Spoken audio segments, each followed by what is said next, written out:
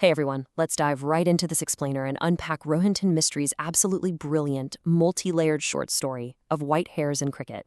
We're going to explore a narrative that takes this really microscopic, deeply personal moment between a father and a son and uses it to reveal these massive, universal truths about time, identity, and the lingering shadows of history.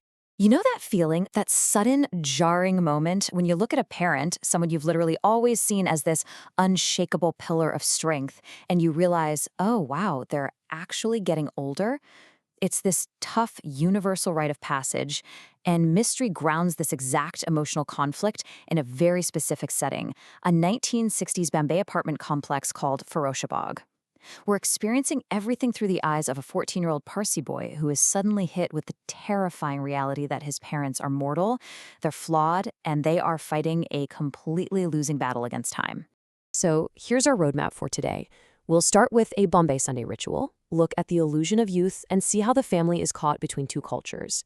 Then, we'll dissect the burden of toughness, examine the shadows of a colonial past, and finally, look at what it means to embrace the inevitable. All right, let's jump into Section 1, a Bombay Sunday ritual. Okay, picture this. It's Sunday morning in a cramped, crumbling apartment. A 14-year-old boy is meticulously, painstakingly using tweezers to pluck white hairs from his father's head. It's a highly specific, intimate, and honestly kind of tedious routine, but it sets the stage for everything else. Now, to really grasp what's happening in that room, we have to zoom out for some macro context. The British occupation of India began way back in 1612. Independence wasn't gained until 1947. And this story, it's set in the 1960s. That's a mere 17 years later. So we're looking at a family living in a newly post-colonial India, and they are struggling. They're dealing with poverty, shifting cultural identities, and just severe economic stagnation. Every single Sunday, while the boy plucks those hairs, his father is fruitlessly scouring the newspaper classifieds, just hoping for a job to save them from their financial reality. Which brings us to Section 2, the illusion of youth. Now, you might be wondering about the apartment itself. The family has this old, fading 1960s radio ad hanging on the wall. It features a perpetually smiling, innocent little infant known as the Murphy baby. But here's the thing. It's not there for decoration. It's hung specifically to hide the crumbling wall plaster right underneath it. That pristine, unchanging smile of the Murphy baby is juxtaposed directly against the reality of a decaying apartment. It's a brilliant metaphor, right? It perfectly illustrates the family's desperate need to deny both their aging and their poverty by literally plastering a pretty picture over a rotting foundation. And wow, does this ever mirror Daddy's Sunday ritual? By forcing his son to pluck every single white hair from his head, Daddy is treating time like it's an unlimited resource. He genuinely believes that if he can just visually erase the signs of his aging, well, then he isn't actually getting older or weaker. It is purely an aesthetic, temporary fix to ignore his physical decline. It's exactly like that calendar hiding the crumbling wall. Moving right along to Section 3, caught between two cultures. Inside this home, they aren't just fighting against time. There is a literal cultural clash ripping right through the dining room. It perfectly captures that post-colonial generational divide. On one hand, you have the grandmother, Mamaiji, who represents traditional Indian culture. She loves spicy street food from local vendors and spends her time spinning thread for traditional Parsi garments. On the other hand, you have Mummy and Daddy, who fully represent Western assimilation. They serve what Mamaiji calls tasteless food. They have these grand dreams of sending their son to the US, and they view the local street food as dirty or unhealthy. And the tragedy of this setup? The narrator gets physically caught in the middle. When he sneaks Mamaiji's spicy food, his Western-conditioned stomach just can't handle it, and he gets violently ill. In fact, Mamaji actually snaps at him with this incredibly vivid, funny line. She says, "Mua uge paru," eating my food, then shitting and tattling all over the place. Next time, I'll cork you up with a big booch before feeding you. It's a hilarious, hyper-specific quote, but underneath the humor, it highlights a deeply painful reality. The boy is experiencing literal indigestion from trying to balance his need of roots with his parents' colonial assimilation. He just wants to please everyone, but it is physically tearing him apart. Let's dive into Section 4, the burden of toughness. So all of this cultural confusion, it builds up into a massive amount of social pressure, specifically placed on the men in the family. And the ultimate symbol of this pressure is cricket. Now, cricket is a British sport introduced during colonization. But for this father and son, it becomes a strict masculine proving ground. Daddy uses the game to teach his son his absolute golden rule: be tough always. It's an environment where any natural pain has to be buried deep down just so you can appear strong. But here's the catch.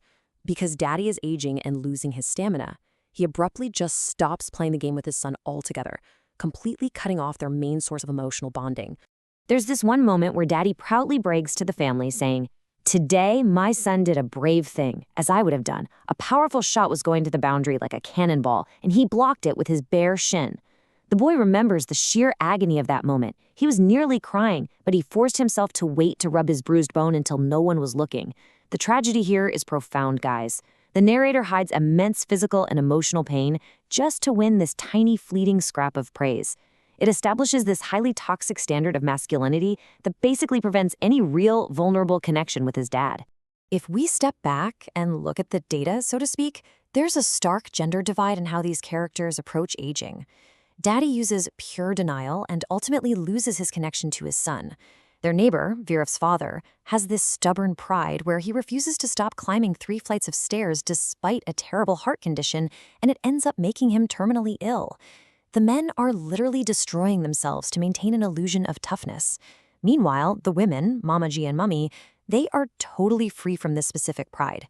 They accept their realities with grace, and they realistically adapt to life as it changes. All right, moving to Section 5, Shadows of a Colonial Past.